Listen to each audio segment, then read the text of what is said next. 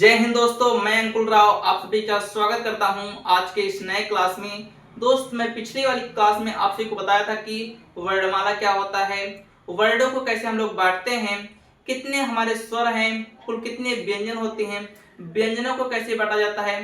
दोस्त, आज के इस क्लास में आप सभी को स्वर के पूरा प्रकार बताऊंगा, कैसे हम लोग स्वर को बांटते हैं, कब हमारा 10 प्रकार का स्वर हो जाता है, कब हमारा 11 स्वर हो जाते हैं, कब 13 हो जाते हैं।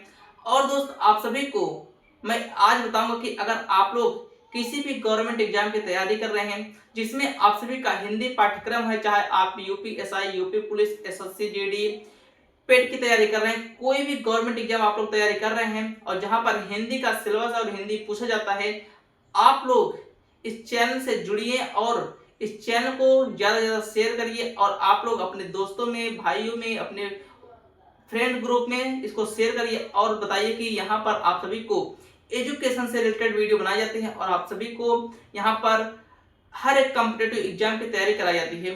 दोस्त, आज मैं आप सभी को बताऊंगा कि वर्डों के पूरा प्रकार बताऊंगा, कैसे हम लोग वर्डों को बांटते हैं। कल की कक्षा में आप सभी को वर्डों के प्रकार बता चुका था, आज हम लोग को स्वर पढ़ना है। लेकिन इसके पहले मैं थोड़ा आप सभी को रिकॉल कर देता हूँ कि वर्ड कैसे हम लोग बांटते थे। वर्डों की जो संख्या थी दोस्त, वो आपको कुल 52 बताया गया था। वर्डों की जो संख्या है वो कुल मैं कल आपको 52 बताया था। आपको पता होगा कि जो वर्डों की संख्या है वो कुल कितनी है, 52। लेकिन 52 कैसे कैसे बांटा गया उसको भी आपको पता होना चाहिए। अगर आप लोग कल की क्लास नहीं देखे हैं तो आप लोग उसको जरूर देख लेना, वो बहुत इंपॉर्टेंट क्लास है। अगर आप लोग को अपनी पकड़ हिंदी में बनानी है तो आपको वर्णमाला आना चाहिए।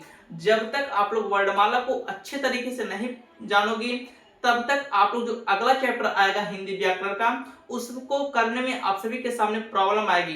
इसलिए आप सभी का हिंदी व्याकरण की जो वर्णमाला होती है आपकी नींव होती है, जितना ज्यादा अच्छा आपका नींव रहेगा उतने ही अच्छी आपकी मंजिलें तैयार होंगी।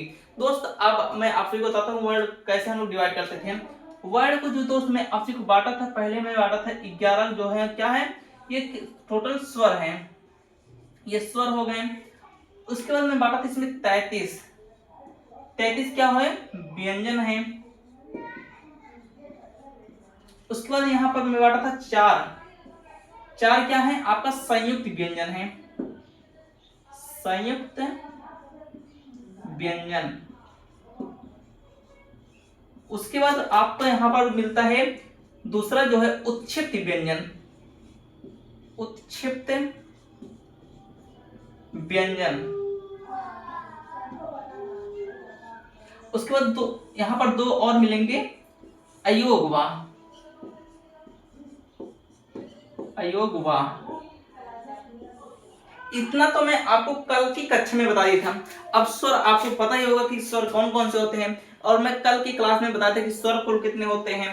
33 कैसे हो गया, आपका संयुक्त व्यंजन छात्र ज्ञास्रा आपका संयुक्त व्यंजन है। उत्क्षिप्त व्यंजन अढ़ा और अढ़ा, दोस्त आपका उत्क्षिप्त व्यंजन हो गया। मैं इसके बाद लिख देता हूं, ये अढ़ा और ये ढा। अयोगवाह दोस्त आपका एक अनुस्वार होता है और एक विसर्ग होता है। संयुक्त व्यंजन में लिख देता हूं, छ त्र ज्ञा और स्र, ये आपका संयुक्त व्यंजन है। दोस्त, व्यंजन आपका कुल का से लेके दोस्त यहाँ आपका मा तक आएगा। उसके बाद दोस्त या आ जाएगा, रा ला वा, आपका जो अंतस्थ व्यंजन है। उसके बाद इसी में उसनी व्यंजन भी आ जाएंगे, स हा। अब दोस्त आपका यहाँ मिलता है स्वर। स्वर दोस्त आपको कुल 11 स्वर गिनने हैं, छोटा आ, बड़ा आ, छोटी, बड़ी, छोटा ऊ, बड़ा ऊ, री, ए, ऐ, ओ और औ।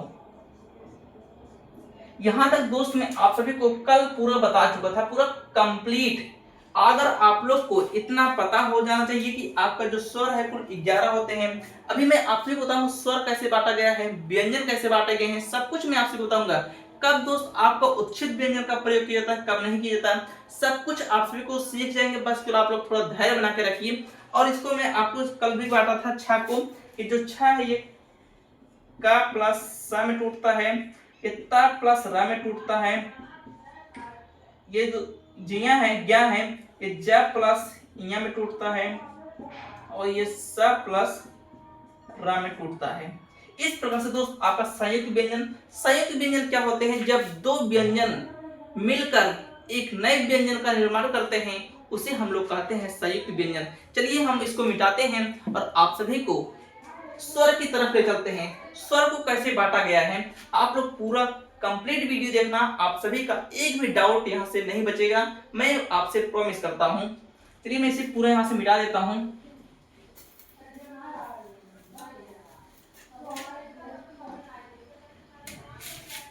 अगर दोस्त आप सभी का प्यार मिला तो मैं बहुत जल्द आप सभी के लिए मैथ लेके आऊंगा, जीएस लेके आऊंगा और रीजनिंग की क्लासेस चलेगी। आप सभी का हर एक कॉम्पिटिटिव एग्जाम जितने भी सिलेबस हैं पूरा आप सभी का तैयार कराया जाएगा, और बहुत बेहतरीन अध्यापक के साथ जो अनुभवी होंगे उनके साथ आप सभी को देखने को मिलेगा। और आपको बस थोड़ा सा पैशंस मेरे साथ जुड़े रहिए, आप पैशंस बना के रखिए। आपको मैं आपसे वादा करता हूँ आपको यहाँ पर ऐसे ऐसे दिग्गज टीचर को मैं लाऊंगा जहाँ पर आप लोग देख के कहेंगे वाह क्या अध्यापक हैं। आप लोग उनकी पढ़ाई की जो स्किल है उसको देखकर समझ जाएंगे खुद ही कि किस प्रकार से अध्यापक हैं। चलिए दोस्त मैं सबसे पहले यहाँ पर समझता हूँ स्वर। जो ये स्वर है सबसे पहले मैं इसको मिटाता हूँ, यहाँ लिखता हूं मैं वर्ड,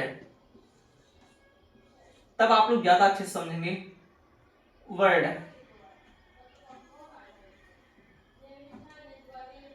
ये आपका क्या हो गया वर्ड। वर्ड जो दोस्त है वो आपको दो प्रकार में टूटता है, इसको हम लोग तोड़ देते हैं।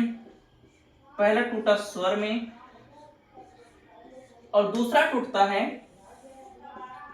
व्यंजन में। अब तो किसी को दिक्कत नहीं होगी स्वर कितने होते हैं व्यंजन कितने होते हैं, लेकिन आप सबका एक डाउट रहता है कि कभी कभी आप सभी को 10 स्वर पूछ लेता है, कभी 13 पूछ लेता है, कभी 11 पूछ लेता है। वो कैसे आप लोग करेंगे उसको सुनिए, क्योंकि जब क्वेश्चन पूछता है तो उसी के अनुसार आप सभी को जवाब भी देना पड़ता है। अगर क्वेश्चन के अनुसार आप लोग जवाब नहीं देंगे तो आप लोग वहीं से अपना हाथ धो लेंगे और अपना एक एक कदम जो आप लोग आगे जा रहे होते हैं वहीं पर आपको फिर वापस भी आना पड़ जाता है। इसलिए सबसे जरूरी चीज है कि जब आप लोग अपने एग्जाम हॉल में बैठिए तो सबसे जरूरी चीज है आप लोग ध्यानपूर्वक क्वेश्चन को पढ़िए, जिस प्रकार से क्वेश्चन को पूछा गया है उसी प्रकार से आप लोग जवाब देने की कोशिश करिए। चलिए दोस्त यहाँ पर मैं लिखता हूँ स्वर। स्वर को एक बार मैं आप सभी को रिकॉल कर देता हूँ और आप लोग भी मेरे साथ बोलिए। स्वर को कितने हैं? आ, छोटी, बड़ी, छोटा ऊ, बड़ा ऊ, री, ए, ऐ, ओ और औ। ये दोस्त आपका स्वर हो गया, लेकिन इसको समझने के लिए हम लोग स्वर की परिभाषा को समझते हैं। यहां हम लोग लिख देते हैं परिभाषा।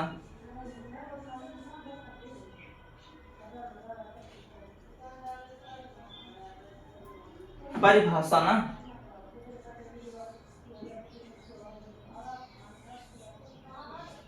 लिखिए आप लोग भी लिखिए, वे वर्ड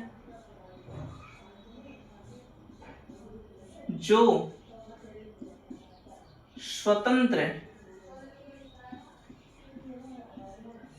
रूप से, स्वतंत्र का मतलब पहले आप लोग लिख लीजिए। स्वतंत्र का मतलब होता है बिना किसी रुकावट के, यहां आप लोग ब्रैकेट में लिखिए बिना रुकावट, बिना रुकावट।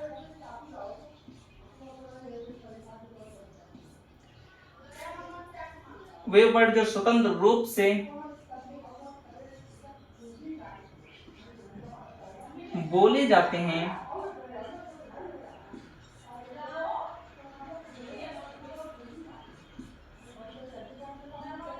स्वर कहलाते हैं, स्वर कहलाते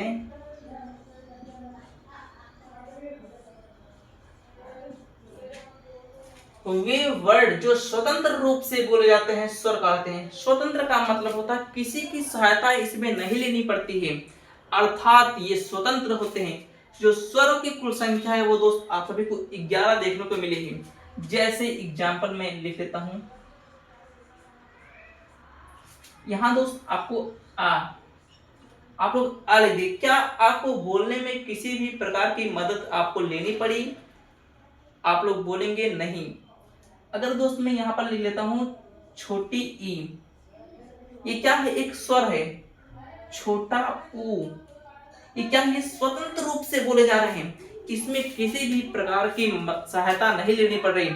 अगर दोस्त आप लोग यहीं पर आ लिख देते हैं, वो अलग बात हो जाती है कि ये सजाती स्वर होते हैं। अभी इसकी भी मैं चर्चा आपसे करूंगा कि कब ये सजाती स्वर होते हैं, कब विजाती स्वर होते हैं। आप लोग बस थोड़ा सा मेरे साथ पैशंस बना के रखिए। आप सभी लोग जितने भी लोग देख रहे हो, आपका एक भी डाउट नहीं छूटेगा, मैं आपसे यहां से प्रॉमिस करता हूं। अब दोस्त मैं आप सभी को स्वर की आप लोग परिभाषा समझ गए होंगे। वे वर्ड जिनका उच्चारण करते समय किसी भी प्रकार की सहायता नहीं लेनी पड़ती है, वो क्या कहलाते हैं? स्वर कहलाते हैं। अब दोस्त हम लोग एकदम इसी का अपोजिट, उल्टा, वो आपका क्या कहलाता है? व्यंजन। चलिए मैं इसको एक बार यहां से मिटा देता हूं क्योंकि जगह थोड़ा कम है, और ये आपको पता ही व्हाइट बोर्ड है। व्हाइट बोर्ड में तो डिजिटल बोर्ड होता तो बहुत आराम तरीके से लिखा जा सकता था। चलिए मैं लिख देता हूं व्यंजन में वे वर्ड जो जिनका, ऐसे लिखेंगे ज्यादा अच्छा रहेगा, वे वर्ड जिनका उच्चारण करते समय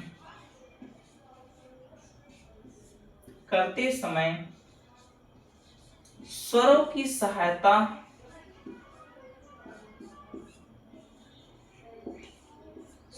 सहायता लेनी पड़ती है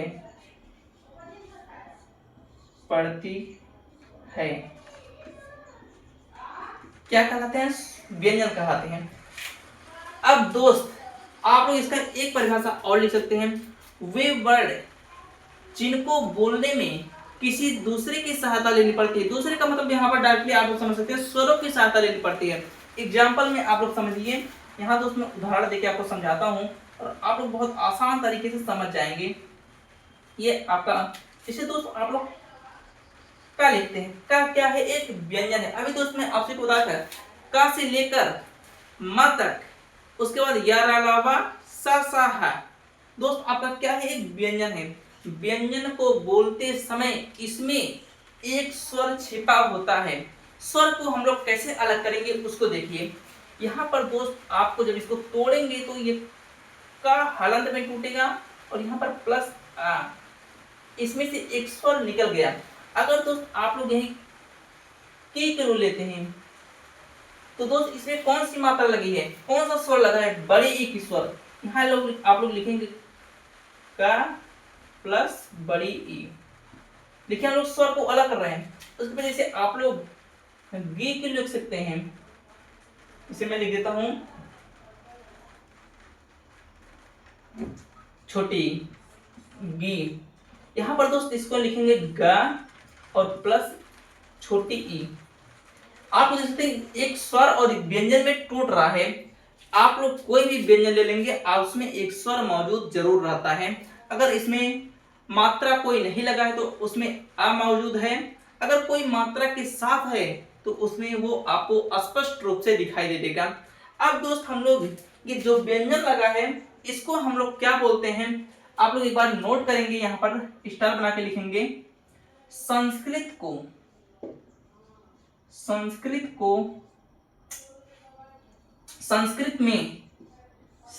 में व्यंजन को हल कहते हैं। उसके बाद स्वर को संस्कृत में, चलिए थोड़ा उल्टा हो गया, संस्कृत में अच कहते हैं, अच कहते हैं। यहां तक किसी को कोई भी समस्या, अगर आप लोग को कोई भी समस्या आ रही है तो समझिए वो मेरी गलती है, आप लोग की गलती नहीं है। यहाँ तक दोस्त मैं उम्मीद करूंगा कि आप लोग समझ गए होंगे। यहाँ तक आपको कोई भी समस्या नहीं आनी चाहिए। संस्कृत में दोस्त मैं आपसे बताया व्यंजन को हल कहते हैं और स्वर को अच कहते हैं। यहाँ तक किसी भी प्रकार की आप सभी को समस्या देखने को नहीं मिली होगी। चलिए मैं देख लेता हूँ और आप लोग का।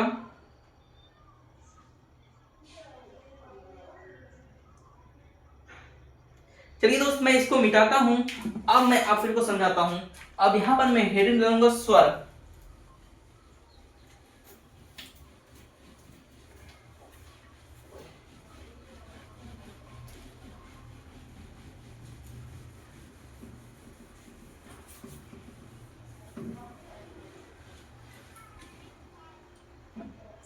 यहां मैं हेडिंग डालता हूं स्वर। अब हम लोग स्वर की तरफ बढ़ चुके हैं। स्वर, आप लोग स्वर की परिभाषा समझ गए होंगे। स्वर कुल कितने होते हैं उसको आप लोग समझ गए होंगे। एक बार मैं फिर से आपको लिख देता हूं। स्वरों की कुल संख्या, स्वरों की संख्या कितनी होती है? 11। 11 कौन कौन सी, उसको आप मैं एक बार फिर से लिख देता हूं, क्योंकि आपको जो अगली में लाइन लिखूंगा उसको समझने में बहुत ज्यादा मदद मिलेगी। आ, छोटी, बड़ी, छोटाऊ, बड़ाऊ, री, ए, आई, ओ और औ।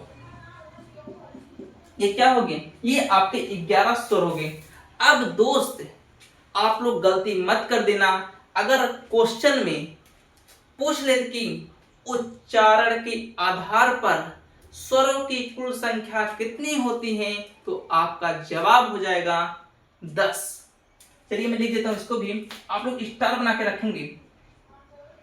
उच्चारण के आधार पर,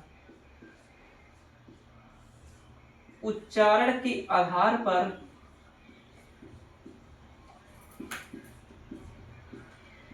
स्वरों की संख्या, स्वरों की संख्या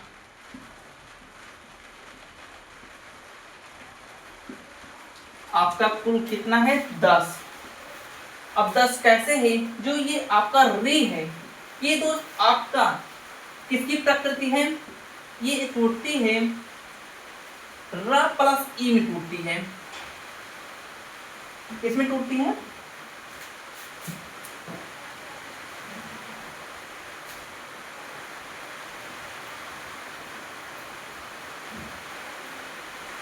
ये दोस्त टूटेगी र प्लस ई में। इसीलिए जब हम लोग उच्चारण करते हैं तो उस टाइम पर दोस्त रे को नहीं गिनते हैं और आपका उच्चारण के आधार पर स्वरों की जो कुल संख्या है वो आपका 10 हो जाता है। लेकिन दोस्त अगर यहीं पर आपका क्वेश्चन बदल देता है तो आप लोग कैसे करेंगे? अगर पूछता है अर्थ के आधार पर, किसके आधार पर? अर्थ के आधार पर, अर्थ के आधार पर स्वरों की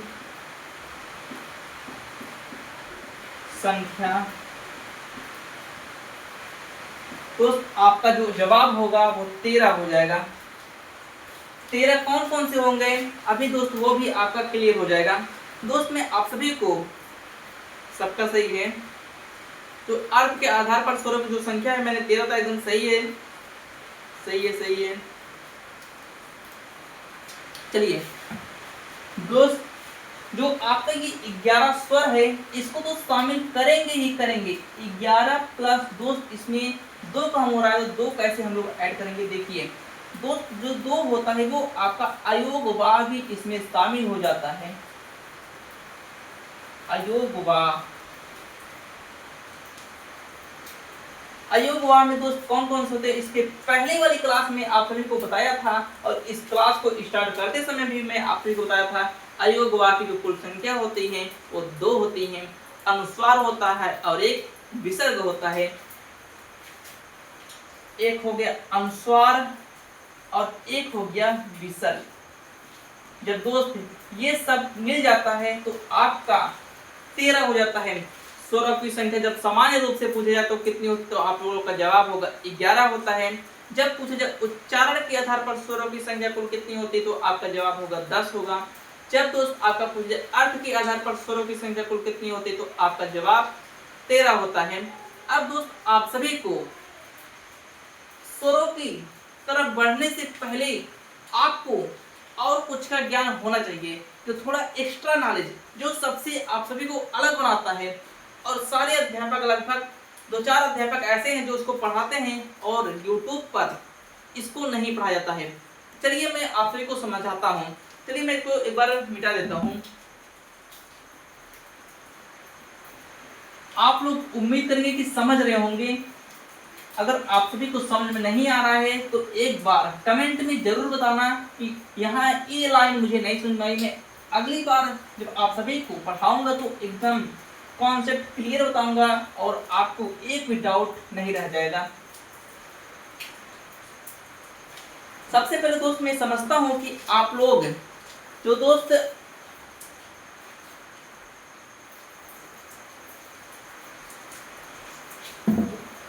जो हम लोग हिंदी पढ़ रहे हैं, इसकी कोई ना कोई लिपि होगी। किसी भी भाषा को पढ़ने के लिए एक लिपि होती है। लिपि का मतलब होता है चिन्ह। जैसे हिंदी भाषा की जो लिपि है दोस्त, हिंदी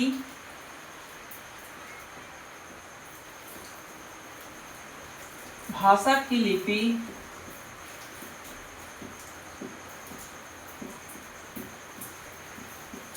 ये आप लोग का कौन सा लिपि है? देवनागरी लिपि।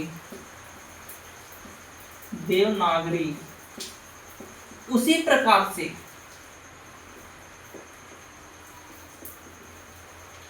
अंग्रेजी को एक लिपि होती है।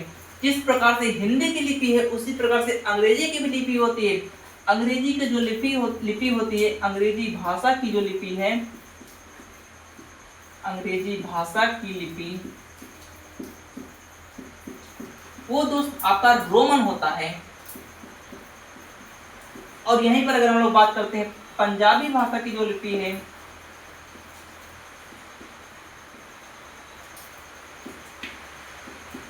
पंजाबी भाषा की जो लिपि है वो आपका गुरुमुखी होता है। इतना तो दोस्त मैं उम्मीद करूँ कि आप लोग को आना चाहिए, क्योंकि अगर आप लोग हिंदी सब्जेक्ट को पढ़ रहे हैं वो किस लिपि के आधार पर है। जैसे हमारी जो देवनागरी लिपि है वो बताती है कि हम लोग जो लिखते हैं वो बाएं से दाएं की तरफ लिखना चाहिए, और हम लोग बाएं से दाएं की तरफ लिखते हैं। एक आधार होता है, एक नियम होता है। किसी भी सब्जेक्ट को पढ़ने के लिए आपके पास एक नियम होना चाहिए, एक रूल होना चाहिए कि आप लोग किस प्रकार से पढ़ेंगे। चलिए अब हम लोग समझते हैं। इसको पहले मैं मिटा देता हूं। आप लोग हेडिंग डालेंगे। ये दोस्त मैं बहुत इंपॉर्टेंट ये बता रहा हूं, और आप लोग अक्सर करके लोग गलत कर देते हैं। जब आप लोग एग्जाम हॉल में बैठते हैं तो आप लोग को गलतियां देखने को मिल जाती है। ये क्योंकि छोटी छोटी मिस्टेक है, सिली मिस्टेक, और आप लोग 1 नंबर 2 नंबर से पीछे हो जाते हैं अपने कट ऑफ में। चलिए यहाँ मैं लिखता हूं बिंदु लगाने का तरीका। बिंदु लगाने का तरीका।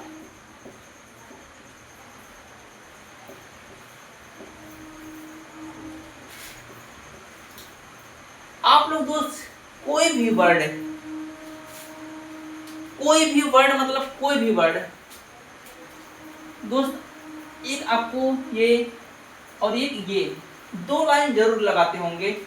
जैसे इसको हम लोग बोलते हैं खड़ी पाई,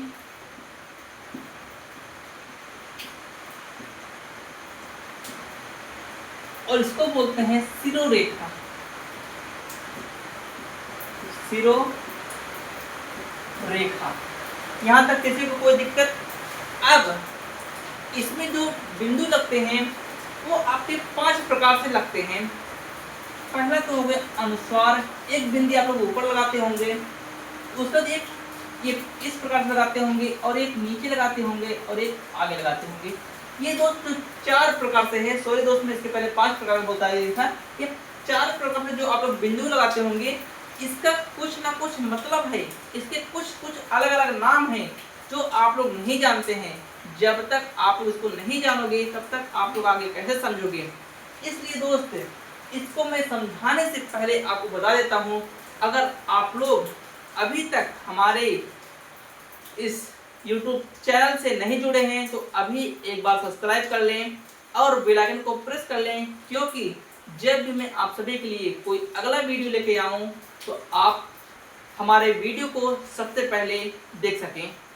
आप लोग दोस्त, अगर आप सबका प्यार रहेगा तो मैं बहुत जल्द एक अपनी टीम बनाऊंगा और आप सभी की, चाहे एसएससी हो, वनडे एग्जाम हो, यूपी पुलिस हो, यूपीएसआई हो, कोई भी हो गवर्नमेंट एग्जाम जो वनडे एग्जाम होता है, वो आप सभी के लिए एक बेहतरीन टीम बनाऊंगा और आप सभी के लिए जी तोड़ मेहनत करूंगा और आप सभी को सफलता दिलाने में पूरा सहयोग करूंगा। दोस्त, अब यहाँ पर मैं चलता हूँ। इसका अपना अपना एक अलग अलग नाम होता है, इसलिए मैं इसको एक बार मिटा देता हूँ, उसके बाद मैं आप सभी को समझाता हूँ। दोस्त, आप लोग सोच रहे होंगे बोरिंग कर रहे हैं, लेकिन यही सब चीजें आप लोग नहीं सीख पाते हैं। स्वर व्यंजन तो सब जानते हैं, स्वर कुल कितने होते हैं, व्यंजन कुल कितने होते हैं, ये तो सब जानते हैं, लेकिन जो मेन चीजें हैं जहाँ से आपकी मजबूत होती है पकड़, उसको आप सभी को समझना चाहिए। इसलिए दोस्त, सबसे पहले हम लोग यहाँ पर लिखते हैं, कुछ इस प्रकार से लिखता हूँ और एक बिंदी आप लोग यहाँ लिखते हैं जिसका नाम है पंचमाक्षर। पंचमाक्षर पूरे हिंदी में आपको बस एक ऐसा वर्ड मिलेगा जहां पर आपको एक ही ऐसा वर्ड है जहां पर ये बिंदु लगाई जाती है, जिसका नाम है पंचमाक्षर। और ये किस वर्ग का है? क वर्ग का है।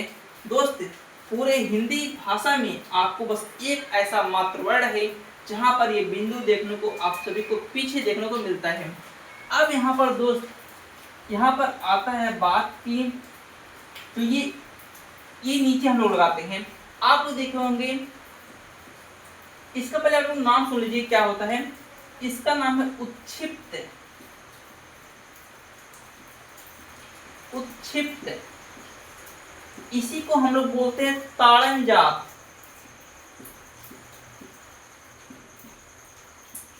ताड़नजात, इसी को हम लोग बोलते हैं द्विगुण व्यंजन। द्विगुण व्यंजन। अब दोस्त, ये किसमें लगता है? एक तो दोस्त आप सभी को उच्छेद व्यंजन, इसके पहले मैं आपसे बताया था कि 2 संख्या है, तो कौन कौन सी? एक ये अडा है और एक ये ढा है। उत्क्षिप्त का मतलब होता है उछाला हुआ। जैसे अगर आप ये देखिए, इसमें और इसमें कितना डिफरेंट है। ये दोस्त, इससे किसी भी शब्द की शुरुआत नहीं हो सकती है, उसके भी कंडीशन है। आप लोग अगर नहीं जानते होंगे तो जो उत्क्षिप्त व्यंजन है, इससे किसी भी शब्द की शुरुआत नहीं हो सकती है। इसको मैं बताऊंगा कैसे, आप लोगों को कौन कौन से नियम हैं, आप लोग बस थोड़ा पैसे बनाइए। अब दोस्त, यहाँ पर आता है एक, दोस्त आप लोग आगे देखे होंगे, आगे इसको हम लोग नाम देते हैं नुक्ता। इसको नाम देते हैं नुक्ता। नुक्ता कैसे होता है? जैसे अरबी फारसी का कोई शब्द, जैसे अगर आप लोग पहले नुक्ता देख लीजिए, किसमें किसमें लगता है? का में लगता है,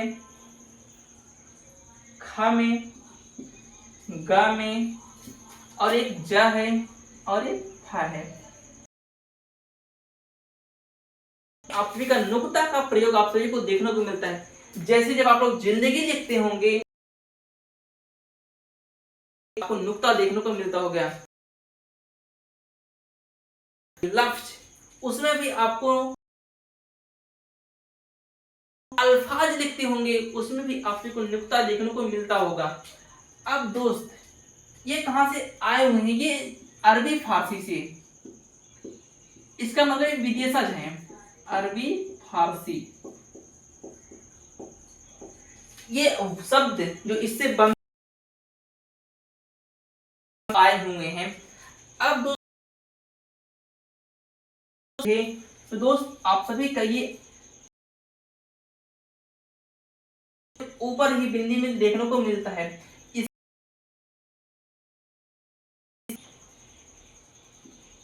अनुस्वार, क्या नाम देते हैं? अनुस्वार। दोस्त जिसे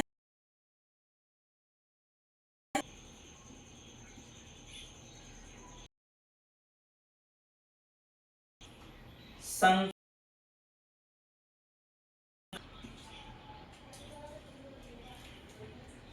आडंबर, आडंबर। अब दोस्त क्या आ सकता है? जो अनुस्वार ये लिख है, आप लोग दोस्त जब पढ़ते होंगे तभी कुछ इस प्रकार से मिलती होंगी, इस प्रकार से मिलती होंगी। दोनों में दोस्त आप लोग पहले बताएंगे ये भी सही है, ये भी सही है। अब दोस्त में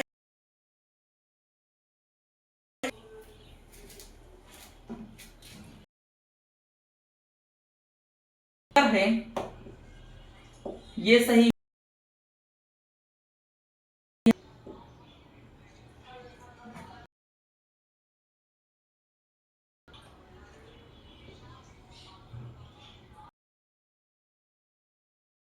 संकर,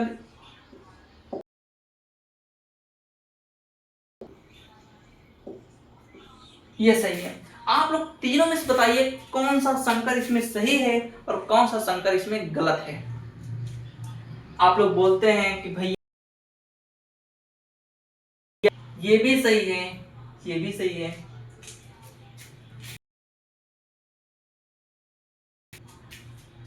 ये आपका जो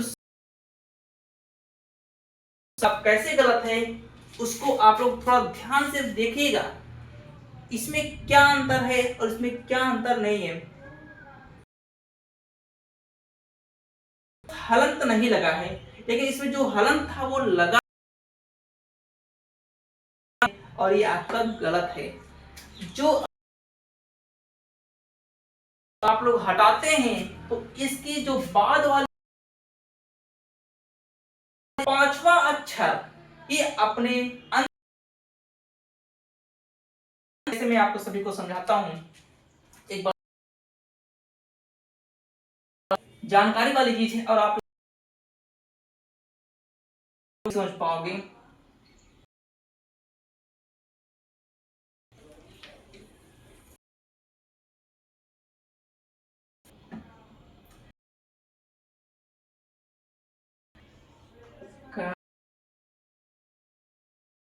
तथा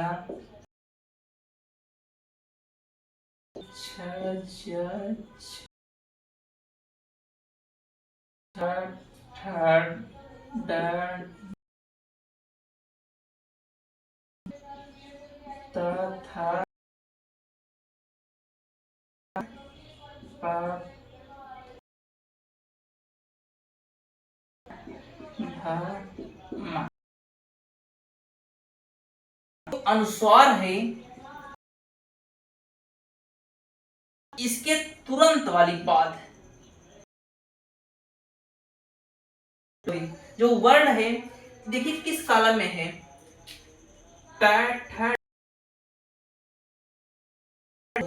इसका जो पांचवा अक्षर है, ये इसका जो हम लोग यूज करते हैं इसका आधा ही यूज करते हैं। आप लोग बोलेंगी ये। अब दोस्त ये पा वाला देख, ये पा, ये कैसे टूटेगा? ये पा हो गया, इसके एकदम लास्ट वाली जो संख्या ये माँ है, तो आधा कैसे तोड़ते हैं इसको? माँ कुछ इस प्रकार से तोड़ते हैं, पंप। ये सही है। अब दोस्त संकर की बात आती है, और जो मैं क्वेश्चन आप लोगों से पूछा था यही है। इसको हम लोग लिखते हैं स। ये जो अनुस्वार लगा वर्ग की संख्या है, ये क वर्ग की संख्या, ये अंगा है। और अंगा को आधा कैसे आप लोग लिखेंगे? अंगा को दोस्त मैं आप सभी को बताया हूं कि जब कोई लोटने का वर्ड होता है तो उसमें हैं। अब दोस्त आपको संग का शुद्ध रूप है। और दोस्त ड लिखिए, ड के बाद तुरंत एक ब है। दोस्त ब किस वाले में है? आडंबर। देखिए ये मां, इसको हम लोग लिखेंगे आधा मां और ब और र। अब दोस्त ये भी सही है, ये भी सही है, ये भी सही, ये भी सही, ये भी सही, ये भी सही, ये भी सही। आप लोग दोस्त यहां तक कोई भी कंफ्यूजन है तो आप लोग बात जरूर बताएंगे। और मुझे लगता है कि समय भी बहुत ज्यादा हो गया,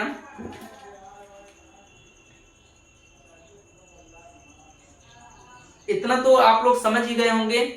आप लोग सोच रहे हो कि ये बस केवल मुझे बहका रहे हैं, लेकिन नहीं। अगर ये बेसिक बेसिक चीजें आपको नहीं पता रहेंगी तो आपको जब छंद करेंगे, जब शुद्ध शुद्ध रूप लिखने को मिलेगा कि कौन ज्यादा कंफ्यूजन होता है और आप लोग ये सब चीजें नहीं कर पाएंगे तो आपको नंबर आपका कटने का चांस ज्यादा रहता है। इसलिए दोस्त आप सभी को ये सब चीजें सीखनी लेनी है। अब दोस्त मैं अगली वाली क्लास में आप सभी को पूरा विस्तार से अनुस्वार बताऊंगा, अनुस्वार के भेद बताऊंगा, कौन से सजातीय स्वर होते हैं, स्वर, हर्ष स्वर, मुख खुलने के आधार पर, मुख बंद होने के आधार पर, दोस्त अग्र स्वर को बताऊंगा। आप लोग बस